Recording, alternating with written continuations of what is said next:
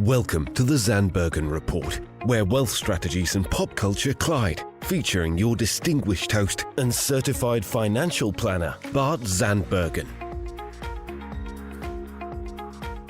Welcome to our show of Dream Chasers and Wealth Makers. We are thrilled to be back in studio today with a new episode of the Zandbergen Report. I'm proud to bring in the movers, shakers, and difference makers who are passionate about what they have learned and what you need to know today. Today, I'm very pleased to have from the other side of the continent, Ryan Osborne, fitness trainer. Ryan, how are you? I'm awesome, Bart. Really appreciate the opportunity and looking forward to talk some shop and just having some great conversation. Yes, that is awesome. And this world today is kind of interesting. Ryan and I basically met kind of organically through social media. We have a lot of similar interests, primarily love of family and fitness, and one thing led to another, and we've formed a friendship and have had nice conversations around the subjects we love. So, yeah, absolutely. Happy to get into it. No, and just to further detail on my intro, so you are on the other side of the continent in the I was going to make a joke and say in the frozen tundra, but you're not. You're not really not that cold. Right? So we are the most easterly point of North America. We're in Newfoundland, the farthest east province of Canada, and I'm in just outside the capital of St. John's in a small suburban area. But it's funny because it is all laughs, but you'd be still amazed actually when I do talk to some of my States colleagues or just clients that I know, and they're just like, so when do you gotta buckle up to kind of like prepare for the ice? And I'm like, okay, I'm not the North now. I mean, I'm North, but I'm not the North Pole. But yeah, but it's fun to kind of make of fun. Course, I'm all for laughs. And now I can actually say the Zandbergen Report has gone international because if I think this through, I think you're our first international guest. So there we go. Well, I gotta applaud you for obviously the just the willingness, right? I mean, podcast operator myself. Obviously you go in with the right intentions, but hey, there's obviously in your case a team. There's preparation, and regardless of putting your face and your name out there, nonetheless, it's still a task that you got to fit in, and you obviously want it to come across, as best that it can. But I am, I'm going to take that as a little knock in the hat for being the first international. There we go. All right, let's start with your background. You've had kind of a all fitness oriented or anatomy oriented, and I know you had a shift in over your career. So let's give the listeners an idea of like who you are. Yeah, no, I appreciate that. So I mean, I've university graduated from Acadia in Nova Scotia. So Bachelor of Kinesiology. So I am a certified kinesiologist, which is kind of the highest standard of, I'll say, exercise professionals or exercise physiologists in Canada. And I've been practicing kinesiology, and like I said, the umbrella of kinesiology, as I say, it's like one step down from like a physical therapist, maybe in the United States, right? So, we know the body inside and out, anatomy, physiology, but also biomechanically, ergonomically. And you can, there's other tangents to doing like athletic therapy and things like that. But yeah, I mean, I've been practicing kinesiology for, almost 18 years now. I also have my nutrition certification, my ergonomics certification, and a big part of what I guess from my upbringing is, I mean, I'm a lover of sports and movement, right? So, when it comes to, sharing sometimes stories of people who got into fitness, sometimes from a personal realm. And I know, whether your listeners might know or not, Bart, which you shared on my podcast just last week, was obviously where you came from of being, an overweight and obviously the challenges, the mental challenges, the confidence issues that came from that certainly really just propelled. And that's your why, I guess. In my case, I wasn't necessarily that. I had a little stint, I think, in university, which we all do, the University 15. And on a small frame, I'm 5'7". Beyond that little time period there, I haven't had, I'll just say, a weight issue. However, on the other end was that because I was so small, I mean, I hit 100 pounds going into grade 12. So I was a really runt, and yet I played basketball, soccer, sports that, I won't say necessarily soccer, but certainly basketball that required, as we know, just kind of has a height, I think, ideology with that sport. Most of my friends, even to this day, are 6 foot, mid 6 feet. And that just, waned on me a little bit where I was so small. And as I was coming through university, naturally trying to find my way, I never had any experience with strength training. Back in the day, with my sport, I'll say athletics, there was no emphasis on training, certainly as it is nowadays. And so weight room wasn't anything to do with me. My parents, my father, he didn't, do much of that. He kind of was in and out of gyms. He fought weight, I'll say, most of his life. And there's definitely somewhat of a nucleus there for me, from just, being concerned of his health. And I know that that has transferred on myself. But yeah, I just kind of knew when I went through university was that I didn't want to personal trainer. For me, it was basically being a strength and conditioning coach on a professional sport team. I think that was, even in grade 11, I was really pushing for that. Big fan of the Bulls, late 90s. I like most, I think. Mhm. And then, yeah, I mean, really through university, I came out, and I'll say back, in the early 2000s, I mean, kinesiology was brand new in Canada, like really new. Like I was pretty well the first class of kinesiology. And it was a new science of human movement. That's what the definition of kinesiology is. And I was like, okay, this is kind of cool. It's almost like advanced gym class is what some people called it. But when I got out of university, pretty much the only option you had was being like an assistant folding towels for like a physical therapist. And so I jumped right into the rehab world. And I mentioned that, in our chats before. And so fitness, yeah, my love of movement and sport. And then, professionally, I got into kind of the rehab. And so I still do some of that. It's a passion of mine. And then basically since then, it's just been constantly really obviously evolving with the new training protocols. That rehab experience, I can truly say, has really helped with my even, I'll just say, exercise programming, because again, most people, as we may get into, or I work with, the over 40 population, and yourself, you're just not doing what you did in the 20s, nor you should. And so I feel that rehab knowledge has really helped with my, just, I guess, structure and level of preparation for my exercise programming. And then basically kind of since then, I've tapped into certain different certifications. And then I got into the online space, which we might talk into at some point. Yeah, so that's a excuse me, a great lead in. So what does your business look like today? Is it all online? Tell us about that. Yeah, absolutely, Bart. So I'll say, certainly pre-pandemic, it was probably about 30-70. 70 being in the online space. I was probably one of the first here on this. We're an island of 500,000 people, and it's a huge coastline. So it's really scattered. Like everybody says, Newfoundland's usually 2 or 3 years behind the rest of Canada. So any new innovation sometimes takes a little bit of time to get here. But I was just knowing where, or I felt I had a gut of kind of where, fitness was going with some new technology that was out. And like myself, working for gyms, working for private studios. I was actually a business partner of a private studio. We were looking at that of like, can we create some software? Because more and more, gyms are gyms, but everybody's obviously talking just the internet and all those things. So yeah, pre-pandemic, I was doing a lot more in person. Like I go in people's houses and personal train them.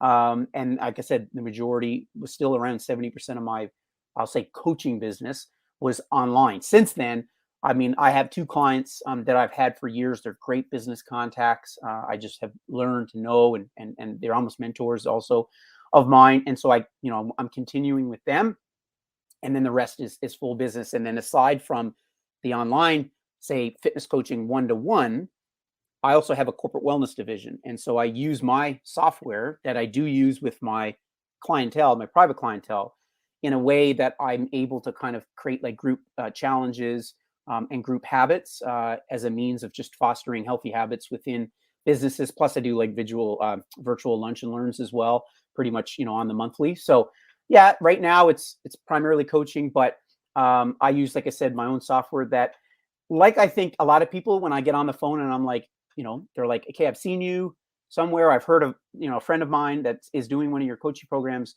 but tell me, how does it work? I've had a personal trainer before and they were literally beside me in a gym or whatnot. So how the heck does this work? And I'm like, well, if anything, yeah, you're going to do your workouts solo, but you're going to have access and accountability.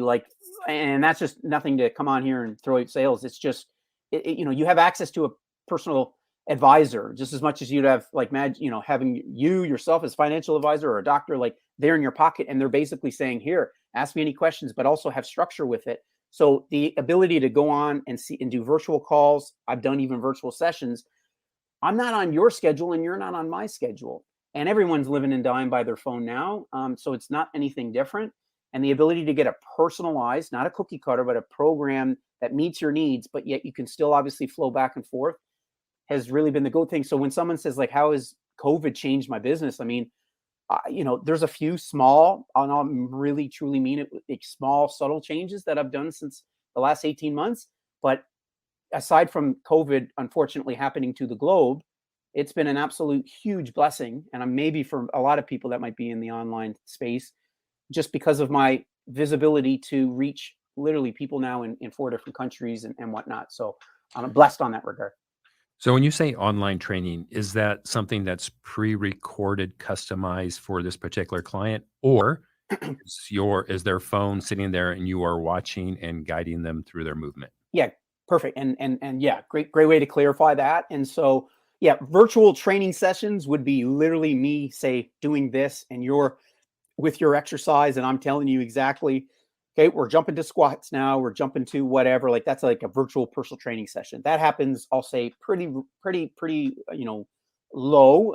What my traditional online coaching program is that you go in, use my app and your workout, you think about what a lot of people think of is like Peloton, maybe even like Beachbody, where, you have like a 30-minute class. That's most cases, some do live, but a lot of them are pre-recorded. And the whole class is just you hit start and you do the whole class with an instructor. I'm not that, right? What this is it's individualized to you. So, whether it's shoulder issue, back issue, or just obviously weight loss, other things, is that I have like a 1,500 exercise library on my app. And so people will just tap the workout for whatever I have for them. So I lay their schedule out for the entire week. And so you can do your workouts, whether it's the morning, in the evening, I mean, it's whatever. And then when you're ready, you hit start and then the workout just flows. And if you need to look at the exercise because you're unsure of what it is, then obviously I do it, I demonstrate it, I discuss, but then sets, reps, weights, rest periods, it's all listed. So there is no guesswork. It's just not one of those things where you hit like a YouTube workout video and you sit back and it flows. It's just kind of, here's all your exercises. And then you kind of go on. And again, some people are going to do the classes type protocol, and that's fine. This is where normally if you're in a gym, you're going to do maybe 1, 2, maybe 3 exercise, 4 exercises if you're doing like circuit. Yeah, at once. But most cases it's nowadays with COVID protocols, you can't jump from one machine to the next because you got to clean it and stuff. So it's just where you know exactly, okay, I'm supposed to rest now. I know exactly what weight I'm supposed to use, all my, mobility exercises, it's all there. And then same goes for the nutrition. Your whole week is kind of laid out. And then I'm in chat with my clients. My own personal target is that I'm in touch with my clients minimum twice a week. So there's always a Friday check-in, but at least somewhere through the week, we're either going to do a video call very quickly, like 10 minutes sometimes, or just a simple back and forth questions. What are you struggling with? What do you need help with? And things like that. Okay, great. So when we were on your show last week, we talked about many things. One was the pillars of what I called true wealth. And if you recall, the first one for me was the health is the ultimate wealth. Which I love. Thank you. What are the pillars of your fitness belief? Yeah, great question. And I mean, to me, it is about, individualized approach, a holistic approach, and something that can dynamically flow. I think I always wanted to kind of answer this question with understanding that these are the pillars. Yes, these are staples, and sometimes your priorities for each one of these pillars are going to change. Nor do you need to have, always be on, because, nobody can necessarily do that. But as you talked about last week on my show, was just at least when you have literally these, they're just foundations. And because that's where you start to kind of understand, well, your purpose, your rituals need to feed off of that. And so for me, I mean, when we're specifically talking about fitness pillars, number one's got to be sleep. And I mean, back in the day, I mean, I'm 41, right? But 2 young kids, 7-year-old and a 3-year-old. Wife works full time, and I've always been the night owl. I just have. And sometimes I'll say not right now as I get into the transition, but I'll say even up until maybe pre-COVID, I just wasn't that one that would get up super early because I'm someone that really likes that 9 to, I'll say anywhere between 9 and 11 is my workout time. It's just what I've tried. I've tried to do the early morning ones. I don't work out from home. My gym is around 25, 30 minutes away from me, but I just could feel like my kids are asleep. My wife is asleep. Like I could stay up and be just as creative in the night, and then obviously sleep in a little tiny bit. Because at the end of the day, obviously it's, where am I getting my total hours sleep, and am I truly being productive with both life and business? That changed, and I'm not that now. It went so far, but I honestly, I truly believe it. The more and more I experiment with it myself, certainly now using certain wearables, that can obviously track heart rate variability, recovery, obviously just in terms of stress management, resting heart rate. Those things are big, and obviously I train pretty hard. So of course, recovery at my age now is quite important. And rest is obviously going to be the best thing for that. And I say that with my clients, but the new studies that constantly are coming out, really, I would say it almost any aspect of like the pillars of fitness, like nutrition, exercise, like sleep and cognitive health. In the last, I'll say, couple of years, research in that department has really taken off, and it's amazing of the, just the fact of being consistent with your sleep. And if you have issues, you really got to go down that rabbit hole of understanding why that is, because it is your foundation. Like there's just no other recharging and recovering. And I don't want to get in necessarily to the meat and bones of hormonal regulation and hunger regulation and all those things, but just all the thoughts that you get from the day, all the so-called physical effort, whether it's via workout or just the, day-to-day tasks that you might do. Your body just obviously has to take all that info and data and then basically compartmentalize it and store it. And then also your cells and muscles need to just recover so you can perform great the next day. So yes, it's about energy. And that's really the key, is what sleep does. There's no other so-called bang for your buck, ROI, return on investment tactic that you can possibly do, in my mind, than focusing and trying to really strive to be consistent with getting adequate sleep. Whether that's 7.5, 7, 8, certainly nothing less than 7, regardless if you say I wake up and I'm feeling fine, I have no issues. It's not about your energy levels. Okay. It's truly about you in terms of health. Okay. So that's number one. So 7 hours is in your opinion minimum. That's what I strive for. Right. Okay. And I'm, if I use anything to kind of track, I mean, there'll be some days. Yes. I mean, if I want to take a step further, Bart, I mean, REM sleep / deep sleep, that's where a lot of certainly just, again, cellular recovery, cellular regrowth, depending on where you are with things in life, testosterone for men, obviously your hunger hormones, insulin, blood sugars, some people, women heading into menopause, just some of these anabolic hormones are strictly released. When you look at percentage of release, they're highest during your deepest sleep. So when it's one thing to say, well, Ryan, I go to bed at blank, say 10 p.m. and I wake up at 6. One, that doesn't tell me anything, right? Because first I'm like, okay, when you went to bed and what were you doing? I want to know truly, when those eyes closed and you were actually asleep. And then what about broken sleep? But really honing in on your REM and deep sleep, which for some might only be 40 minutes, 20 minutes, or, obviously 2 hours. But I'm like any data watch or anything. Yes, it's not, we can also live and die by the numbers. And I think, paralysis by analysis is real, because it's like, oh my God, there's too much data. But sleep is, man, it's an underlying cause for so many things. And like blood pressure, some of these silent metabolic diseases that are out there, sleep plays a huge factor. And most if I have to ask you or any of your listeners to say, like, how much sleep do you get? I mean, most people just go by when they literally looked at the clock last, like they lied in bed. And then of course, whenever their alarm clock goes off. But what happens is naturally, what are you doing before you go to bed? Are you on your phone? Are you, doing journaling, are you checking emails, are you watching a TV show, right? And then obviously that impacts necessarily your actual, falling asleep criteria. But then maybe you have bladder issues, or maybe you just got a lot of stress, and so you're up a lot. Maybe you had coffee late in the day, and the caffeine is not out of your system. So to me, it's like, I'd like to truly know wherever your start point is. Just like if someone says, I only can do one push-up, Ryan, and they come with me and I'm like, damn it, yeah, you got weight loss goals or a fitness goal, but let's get strong. Well, it's easy. You only started with one push-up.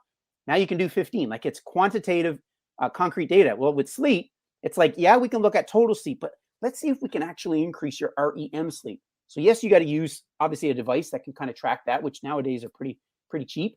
Aura rings, which I'm going to get myself for Christmas. I've been eyeing it for a while. I got a couple clients that have those rings.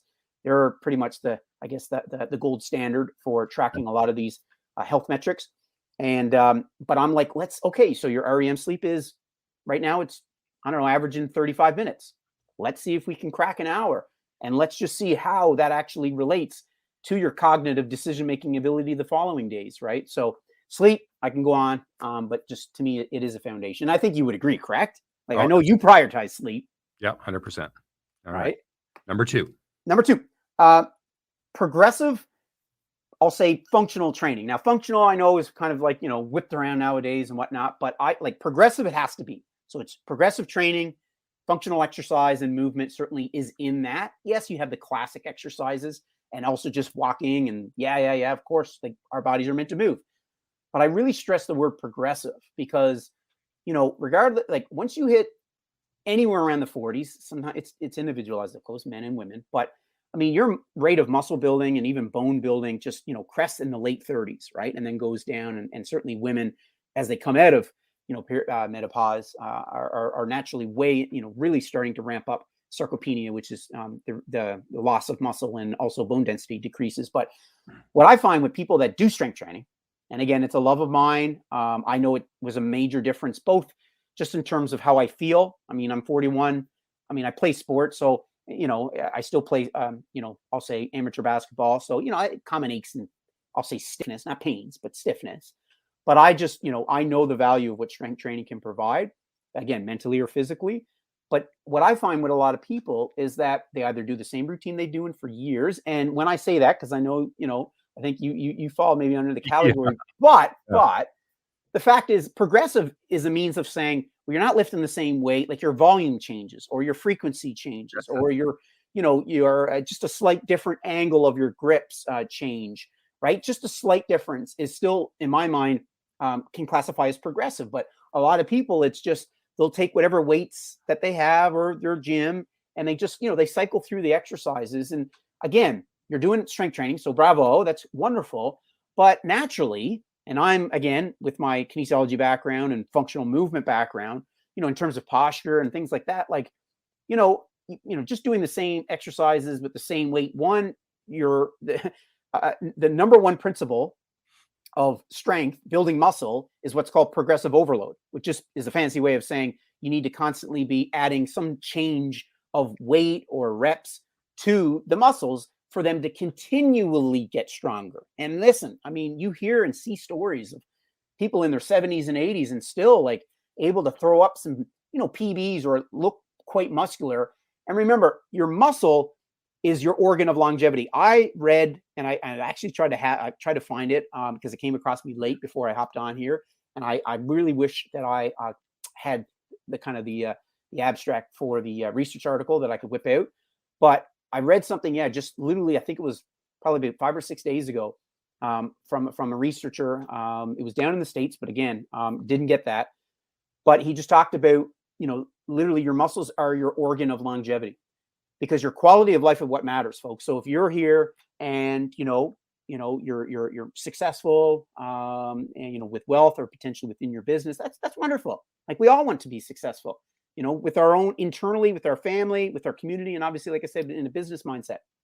But the reality is that, and we talked about last week on True Wealth, I mean, your quality of living, and I'm not talking about like retirement years, like your quality of living in the here and now as you age, it kind of moves up the chain for most people, right? And you can spend a lifetime, if you've never put focus on it, to try to get it back. And so with strength, you need to progress You don't just want to have a baseline, because what happens is you're out and about with friends or out hiking, and something happens and you got to use a bit of your strength. But if your body's not prepared for it, that's where that injury risk can come about so quickly. So to me, it's about body prep and life prep. And we need to obviously challenge yourself. And why not challenge yourself? Like, that's what I find weights are all about. Like, you got to challenge yourself. Now, runners will say the same with running long distances. I'm not a runner, so I don't get that. But with strength training, it's just something where you're going against steel, you're going against metal, and it's there to say, well, what can I get? Like, what do I have in me? And age is not obviously a thing that can get into. That's number 2. Right. Number 3, flexible nutrition. When I say flexible nutrition, and I'll try to bang through these so we can utilize our time well. Flexible, it's just like, I'm anti-diet. I'll say pretty much that's my message. I'm a vanilla guy on social, and most cases, vanilla guys, if I've got a business mentor, they're like, well, vanilla doesn't sell, right? Because it just truly does not. I'm just against what really is dogma. So even if you're someone that don't do diets, it's just the dogma that surrounds it, and just honestly, even research that tries to support an eating method then gets refuted or rebutted or actually sponsored the group that did the research. So it's really hard. So for me, I like flexible nutrition, and I really mean nutrition. I don't use the word dieting. I rarely use it, even though for me, I know that it's just how you eat is classified as a diet. But it's just because that very name, literally, when someone whips out that D word, there's a negative connotation. It must mean that you're driven by your weight scale, that you must now have to control things. You can't live, right? So flexible nutrition on my end, Bart, is just, it got to be goal oriented first and foremost, right? So that's always where I'm like, so your nutrition and my nutrition, even though we're men, naturally, you got to look at, well, your training goals, your day to day, whether what type of job you do. Is it labor based? Is it sedentary based or office based, I should say? Obviously, your health concerns that you may have, but what about potentially some deficiencies, right? That you may have. And so anybody that says, well, hey, I just cut it, I'm on keto. Well, yeah, okay, great. Like, that may have actually caused you to reach your goal of whatever it was.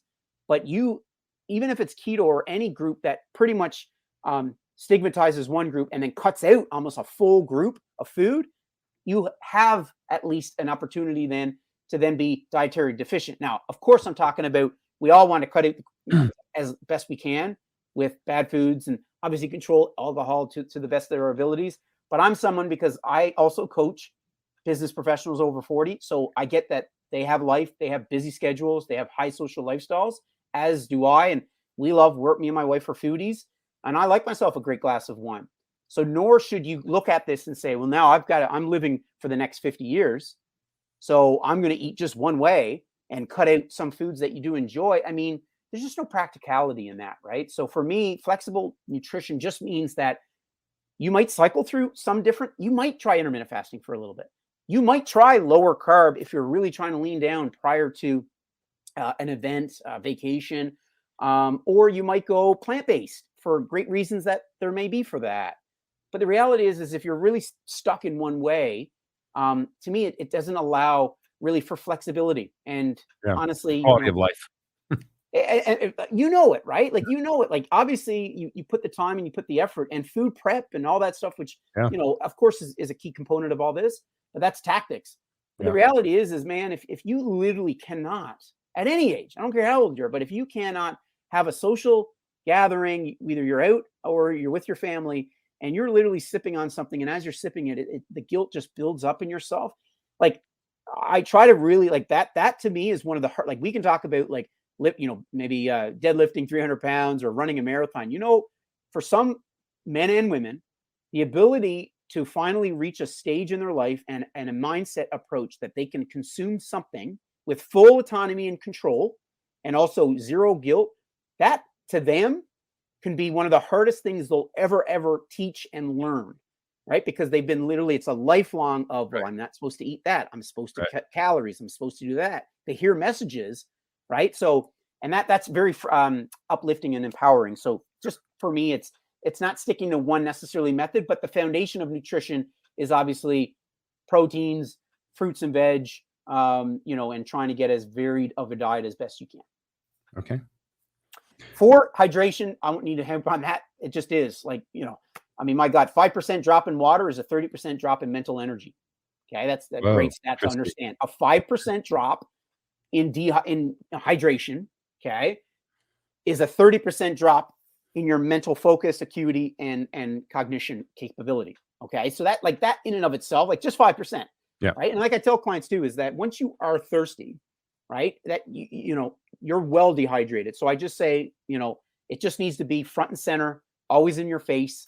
And once again, like sleep, it's free, and your body just heavily depends Quick on question, and we are running out of time, so I want to try to jam this it. in. Okay. Question. Hydration, protein drinks, protein powder, whichever, I don't care what kind you use, full of water. Is that hydration or no? There is, just like veggies, have hydration tied to it. It's Yeah. more so it can be a part of it all. But what happens then is, how can you track that though? Right? It's same thing with coffee with the diuretic. You can't, that's what I'm saying. So if you track your macros, you can track your protein. But most foods have water components to it. But I'm like, well, then you've got to look at, what foods counteract? Is there diuretics in that? So it's like same thing. People I love coffee, and I'm like, so if I have 4 cups of coffee, is that now 4 cups of water? And I'm like, no. You can have your coffee if that's your thing. Yeah. But to me, it's kind of like a baseline foundation is just start with half of your body weight in ounces is the so-called gold standard. So I'm like, can you at least start with maybe half and then work your way up? Okay. Okay. All right. Yeah, so, great. but you're telling me wine does not also count as hydration. So let's move on. I knew that was coming. Okay, I'll quickly go. Mind frame. I use mind frame versus mindset. It's just something that I believe in. Mindset, you're again stuck, right? It's like you're. And listen, if you go with one mindset and that just takes you for life, and you get everything you ever want from life, happiness, vitality, everything from being in one specific mindset, great. But I find, once again, I like this ebb and flow that comes from it. You're going to have potentially different goals, and life might be in. So I like mind frame because you might be in it for a set period of time. And a bad mindset is, again, something that you kind of lock in. So for me, understanding your purpose, understanding your why, because again, your longevity, when you think about okay, I'm a fitness professional and that's, a big focus of what I do. Okay. But again, coming back to that, really look at the grandeur scale, 30,000 feet up, right? You've got your life, your quality of life, and whatever the heck you want to do for all your great years to come. And so your mindset obviously needs to at least align, right, with how much longevity and vitality that you truly want. And that obviously reverse engineer that further is that your mindset obviously will dictate, right, what your rituals, what your daily priorities are. Sure. So you need to have that kind of as your central focus. 6, support. That could be your spouse, right? Obviously it should be. And yes, you don't have to have the same goals, folks, but man, when I do have either clients or myself and my wife, I probably believe in yourself too, Bart, is that, it's not about okay, he doesn't like the gym, he doesn't, like yoga. It's like, find some common ground, folks, because just the natural energies that come from when both are taking care of their health, showing great, obviously, practices to their kids potentially, but then the ability to go for a walk in the evening or in the morning with your spouse for some quality time. That's where potentially you might have mixed. Some people do work it, with each other and whatnot. But, number one, your space should be obviously your biggest support, and then your friends, coworkers. But I find, or maybe nowadays with social media, like a Facebook group potentially, something that people just truly align with, that you're who you are and what you believe in, because they can uplift you, right? Not just your best friend that is not on you, because they should be not only supportive but hold you accountable, which really leads into number 7, my final one in terms of my pillar with fitness, is having an accountability system. And yes, you can have somebody that is like, hey, did you obviously when anybody invests in a coach, naturally that's what they are actually seeking. Okay. Mm-hmm. Because they feel like they can't, do it. They need their expert guidance, agree to that. But they also like the fact that someone's going to be on their behind to get stuff done that they said that they would. But I also break that down, and yeah, you don't always need a coach. Some people do. But the reality is if you personally don't have an accountability system, as James Clear, again, a great, brilliant mind who wrote Atomic Habits, probably I'd say the world's foremost book on habits in general. But goals are one thing. Okay. But your systems, are your vehicle, right? So your goals are your GPS, and your systems are your vehicle, because your systems is what obviously kind of really generates propel you forward. And without accountability, hey, we all have bad weeks. And for some, it just leads to bad weeks, bad months, bad years. So. Right. Those are fascinating. Very good. Thank you for sharing your top pillars. We are over time, but I really want to get to this last question. So is it okay, Daniel? A little bit. So I'm going to reduce it instead of Yeah. top 5. In the next 2 minutes, can you tell me your top 3 fitness myths? Okay, top 3. Here we go. Okay. People say fitness gets easier. Once you're becoming fit is easier, right? Like, once you're fit, you're easy. You always had it, Ryan, or whatever. Like, massive myth. Yeah. Right? Like, I am like you, 24 hours in a day, 24 hours in a day between you and me. And if anything, you're aging. Your body is aging. And so, yeah, having a great foundation at a younger age can potentially make it easier for you, because I'm not just talking about, hey, the fact that you can now do it daily or weekly, but really you still got to put in the work. Like, you're not just given this, right? To be in, and I'll say again, leanness aside, optimal health, whatever that is for you, ideally, all your health markers are great. Sure. You still have to manage your stress, manage your mental health, eat better, go to sleep, have good relationships, right? Like, be consistent in almost anything that you do that brings you joy and happiness. That freaking takes work. So when anybody says, it's easier once you're fit, that's a big myth. I'm going to break this down now into 3. The next 2, one for women and the one for men. Just, because I don't necessarily know your listeners. Yeah. Are they both genders? Oh, yep. Yes. Okay, good. So men, and I guess, again, probably over the 40 mark, most likely. So women, and I say this guaranteed, there's someone that comes across this podcast and is saying, yep, I believe in that. And I get it. I'd say almost on the daily from people that reach out to me, or if I'm reaching out to them. And that's coming back to, strength training. And as I find more women towards women than men, strength training is very empowering. It just is something that women feel very empowered when they're stronger. Men, I think it may be just an innate thing that we are supposed to, with the masculinity and things like that. But with women, they fear that with strength training comes bulkness. I'm going to get too big. I'm not going to look, actually, in their minds, pretty, sexy, or just healthy. Yeah. And again, it refrains women from using weights. And we know via research the importance of having weights. Okay. So it just doesn't happen. You don't have testosterone. It just doesn't happen. Last one from the men perspective is that, supplements changes everything. And I see this a lot with men, right? And I'll say even like testosterone, just so that can be really honed in, like especially guys that hit maybe that mid range. Yeah. I am not here to say that testosterone replacement therapy, just as much to say females that have, hormone replacement therapy, that does not work. However, supplements, what we know from research, is anywhere between 5 to 10% so-called effect or benefit, right? And so from guys, they're always like, Ryan, like I'm thinking of getting the new testosterone supplement. I know I need, creatine, which can help with strength, but like, give me what is it? Is it magnesium? Is it or some obviously anabolic steroid because whatever. Yeah. And I'm like, okay, you're going to take that and naturally look what potential effects that can have once you come off it. Right. And also hormonal changes, heart changes. But from a guy's perspective, I'm like, supplements are there to fill the gap. And so for what people do is that, I'm on this so-called acclaimed supplement, but I'm not going to change my booze. I'm not going to change, staying up late. I'm not going to change eating, whatever bad foods and maybe exercising only once or twice a week, because the supplement is going to give me everything and I can sit on my behind. And so I find men, just these are just sample sizes over my 17 years.